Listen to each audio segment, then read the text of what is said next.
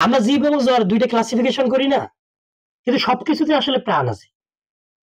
মোহাম্মদ সাল্লাল্লাহু আলাইহি ওয়াসাল্লাম নবুয়তের আগে সহিহ মুসলিমের একটা হাদিস আছে, নবুয়তের আগে কিছু পাথর ওনাকে সালাম দিত।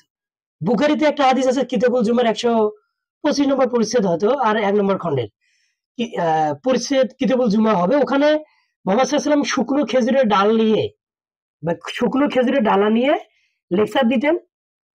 তো নামাজের সময় ওইটা যখন রাখতেন ওই শুকনো খেজুরের ডালটা, তো 10 মাসের গর্ভবতী উট যেরকম ফুপিয়ে ফুপিয়ে কান্না করে ওভাবেই ওই শুকনো খেজুরের ডালটা কান্না করতো। মোহাম্মদ সাল্লাল্লাহু আলাইহি ওয়াসাল্লাম তারপরে হাত বুলিয়ে দিতেন, কান্নাটা চুপ করাইতো। তা এখানে যদি প্রাণ না থাকতো, অনুভূতি না থাকতো, ওটা কান্না করে কিভাবে? প্রাণ যদি না থাকতো তাহলে এই পাথরগুলো, কোরআনে বলা আছে যে পাথর সমূহ আল্লাহর ভয়ে খসে পড়তেছে। তা যদি অনুভূতি না থাকে, প্রাণ না থাকে, আল্লাহর ভয়ে কান্না করে কিভাবে?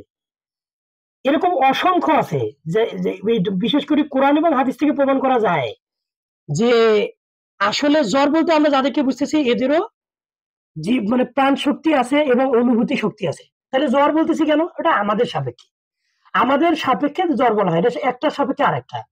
আর বিজ্ঞানের দিক থেকে যদি তুমি চিন্তা করো তাহলে বুঝতে পারবা যে আমাদের যেমন রূহ আছে না, আত্মা আছে না, আমাদের অনুভূতি আছে না, তো প্রত্যেকটা পদার্থেই তো ওরকম আত্মা আছে, রূহ আছে, রূহ কাজ করে এবং ওরকম নির্দিষ্ট ফাংশন করে। কিভাবে? প্রতিটা পদার্থ পরমাণু দ্বারা তৈরি, আর পরমাণুর কেন্দ্র থেকে নিউক্লিয়াস, প্রোটন, ধনাত্মক আধান, আর চতুর্দিক থেকে যে ইলেকট্রন গুলো ঘুরতেছে, ইলেকট্রন আবার ঘোরে কেন? ঘুরতেছে কেন? আমাদের আত্মা আছে, রূহ আছে, আমাদের বুকে হাত দিলে ধুক ধুক করে, তা ওরাও তো ঘুরতেছে। ঘুরতেছে কেন? আমরা স্বাভাবিকভাবে বলবো যে ইলেকট্রন এবং প্রোটন এদের মাঝে আকর্ষণ কাজ করে। আকর্ষণ কাকে বলে? আসলে আকর্ষণ মানে তো অনুভূতি, আর অনুভূতি মানে তো জীবন। যার অনুভূতি শক্তি আছে তার জীবন, তাকে জীবন বলে। আর যার জীবন আছে তাকে জীব বলে। তা ঠিকই তো হলো। অর্থাৎ কোনো কিছুই প্রাণহীন হবে না। সবকিছুই আসলে, সবকিছুতে প্রাণ আছে। সবকিছুই আমরা যেটাকে জ্বর বলতেছি, আসলে আমাদের সাপেক্ষে বলা যায় যে জীবন্ত প্রাণহীন। আমাদের সাপেক্ষে যেহেতু সাড়া দিতে পারতেছে না, কিন্তু সবকিছুতে আসলে প্রাণ আছে। মানে বল প্রয়োগ করো, 10 নিউটন বল চীনেও দিছো, লতেও দিছো, তুমি দেখবা যে দুইটার ক্ষেত্রে সাউন্ডটা দুই রকম শোনাচ্ছে। তার মানে প্রত্যেকটা বস্তুর নিজস্ব ওয়েভ আছে, নিজস্ব অনুনাদ আছে, এটাকে তরঙ্গে অনুনাদ বলা হয়।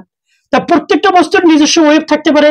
আর প্রতিটা বস্তু যেহেতু ইলেকট্রন প্রোটন আকর্ষণের খেলা চলে, তার মানে অনুভূতি আছে। অনুভূতি, আকর্ষণ না থাকলে তো অনুভূতি হবে না। এখান থেকে আমরা দুই দিক থেকে যদি বিবেচনা করি, এবং আরো অনেকগুলো কথা বলা যায় এই ব্যাপারে, যে আসলে সবকিছুতেই প্রাণ আছে।